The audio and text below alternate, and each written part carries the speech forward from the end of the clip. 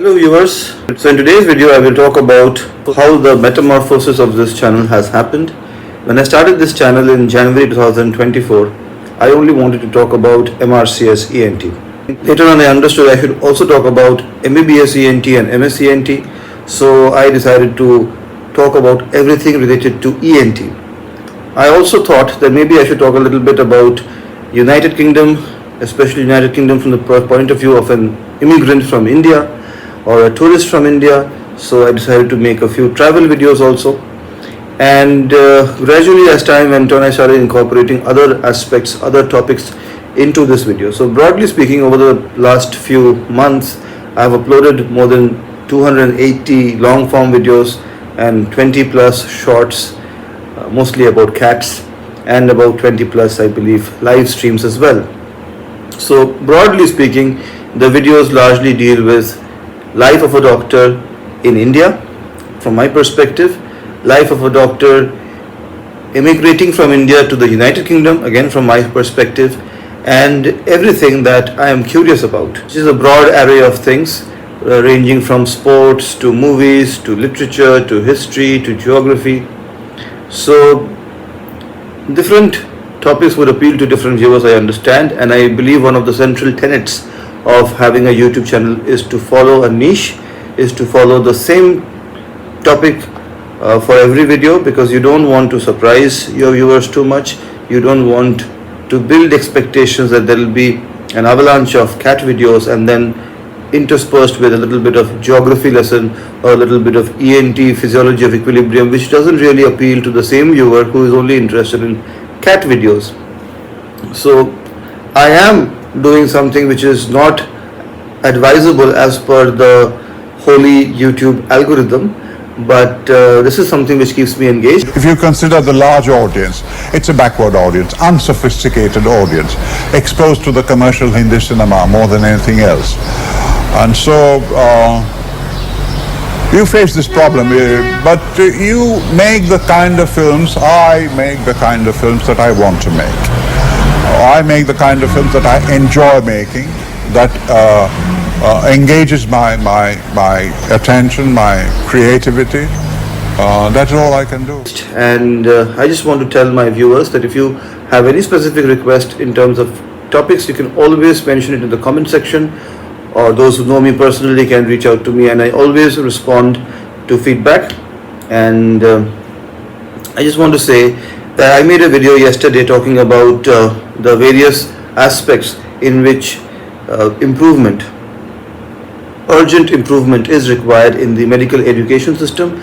I don't think everything in the Indian medical education system is bad.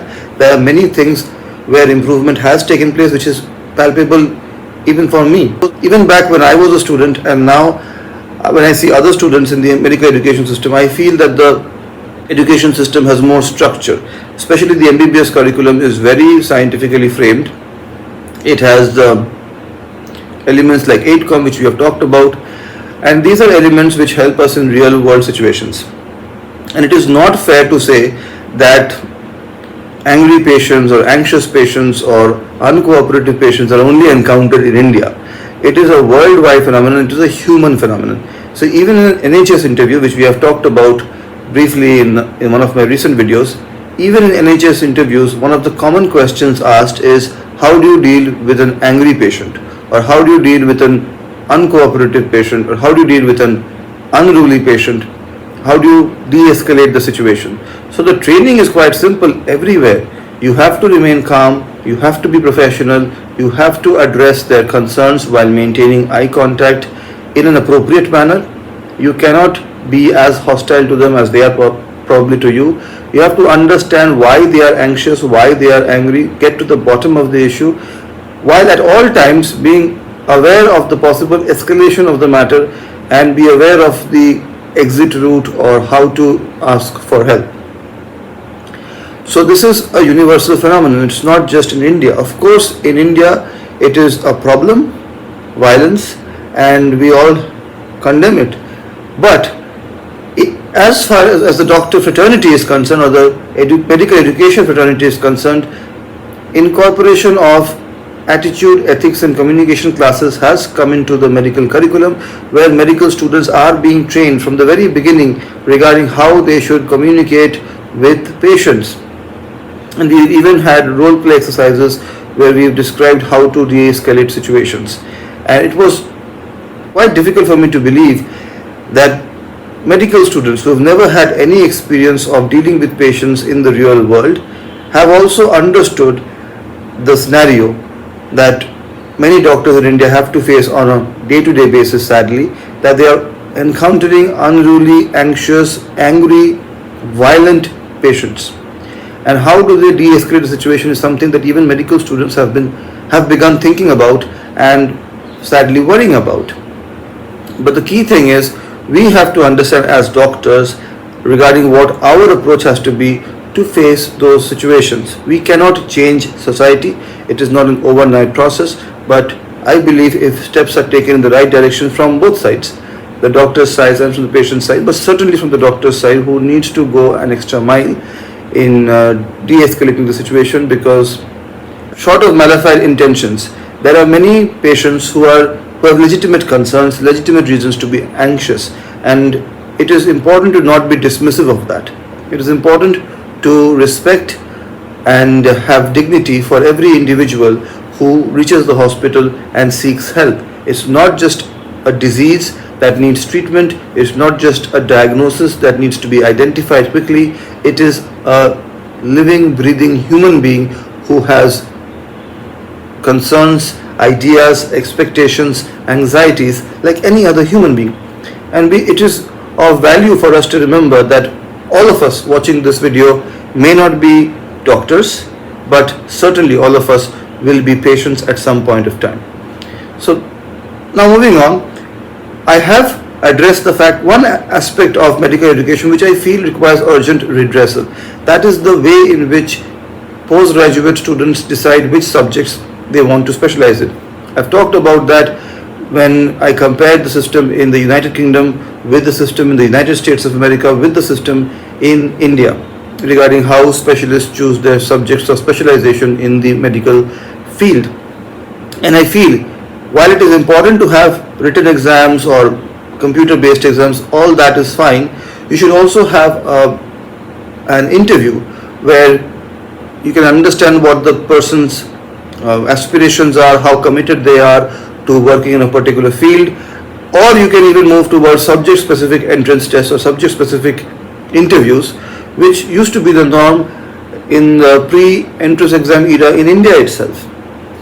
So that's my 2 cents about what I believe requires urgent improvement in India's medical education system. And I also feel that because after MBBS, even from reputed government medical colleges, medical students in India have to face this very difficult entrance exam, or this very difficult scenario where they have to do really well in a very difficult entrance exam while competing with their peers. Many bright medical students from India decide to emigrate to the United Kingdom or to the United States of America to pursue higher training, to pursue specialization.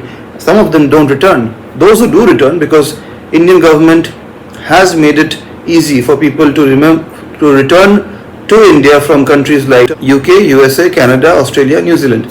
So they've made it quite easy for medical students from these countries to return to India, and they can work both as specialists in the private sector or in the government sector, or they can even teach in medical colleges in India.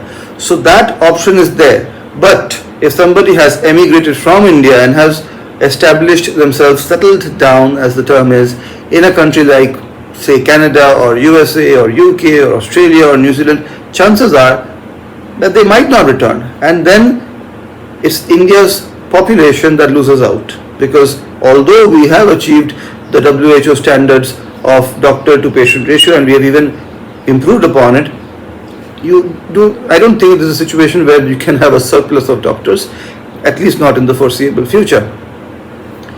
And so I do understand why many Indian doctors have this inclination to emigrate, and it's quite understandable.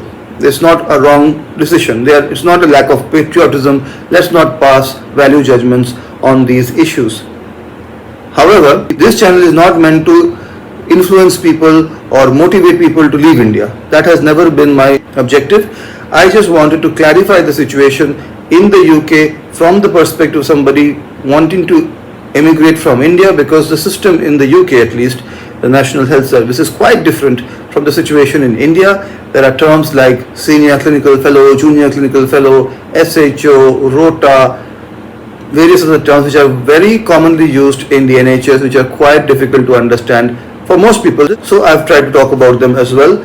So this channel talks about the life of a doctor in India as well as life of a doctor moving to the UK from India, the various challenges they might encounter both in terms of exams, in terms of visa, in terms of English language, proficiency test, GMC registration, all of that we have talked about on this channel, and we will talk about them going forward as well. And the third aspect of this channel, which I enjoy making videos about, I enjoy making these videos also, but I particularly enjoy the third aspect, is these are the videos which satisfy my curiosity. Whether it be the world of sports, we've talked about tennis, Formula 1 here, we've talked about Olympics, football, we've even talked about American football, and we've talked at length about motion pictures, the history of motion pictures in 6 different continents. We have talked about literature, especially Dostoevsky, and I'm currently reading a Dostoevsky book. It's a little far off, so I cannot reach it.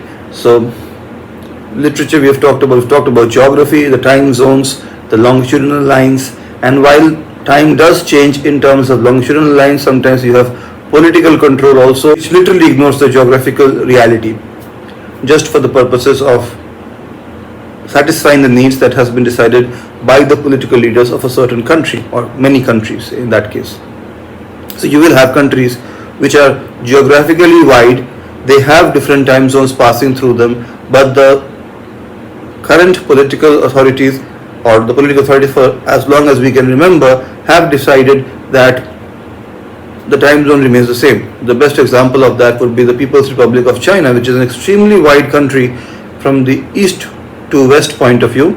It's almost as wide as the United States of America, while continental United States of America has 4 different time zones, China has only 1. And the reason, I believe, is strictly political. So we've talked about that as well. We've talked at length about the American presidential elections, the history of American presidential elections. And so if you have any video suggestions on any topic, let me know. And we will also make videos about cats, which probably are the most popular videos on this channel. So we will largely keep making videos in violation of what is recommended by the YouTube algorithm, that you should only make videos about a certain topic. So we will mix it up. I know different people watch this channel for different reasons, and if you feel that there is a certain issue that has not been addressed for a long enough duration, such as I keep getting requests that I have not talked about MSc NT topics for a long time, I will do that as well. So the endeavor will be that I'll make more videos. I'll try to release more than one every day so that all the topics have been covered, and I hope you will enjoy watching the videos as much as you have so far, if not more. Thank you so much for watching this video. Take care, bye bye, and as always, please don't forget to be awesome.